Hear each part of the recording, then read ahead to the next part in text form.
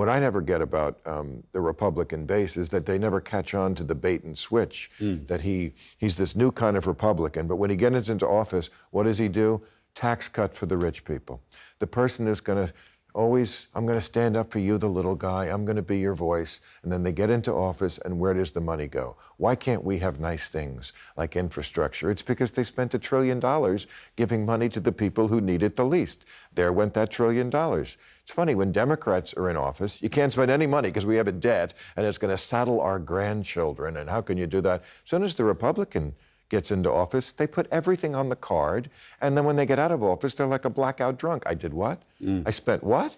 Oh, God, the money's gone. And they often win the narrative that Democrat means tax and spend. It's amazing how they do that. I don't know how they win the narrative on anything. How do they win the narrative on being the party of national defense? Donald Trump is a guy who literally takes sides with countries that are not us. That may not technically be the definition of treason, but it's good enough for me when the President of the United States says, okay, I listened to my people, you know, the thank you for your service people, which we should say to them, the admirals, the generals, those people, the FBI, the CIA, they all told me one thing, but I'm going with the head of Russia or Kim Jong-un. I'm going to believe him over them. What? I'm a crazy guy. Agree with the people who are Americans. Why don't the voters who support the president, who almost to a man or woman say, I'm a patriot, and what pisses me off about the Democrats is that they don't love our country enough? Why didn't the example of Helsinki, let's say, why wasn't that enough to change how they feel? Because it's a cult. It's a great question. I ask it all the time. Why do Republicans get what I've called patriotic immunity? They can do anything, and they're not questioned. Whereas a Democrat in office, the least little thing, and they make it up. You know, he apologized on foreign soil. Okay, was that in the rule book? I don't remember that. Or he wore a tan suit. Remember Obama? Oh, sure. He saluted with coffee in his hand.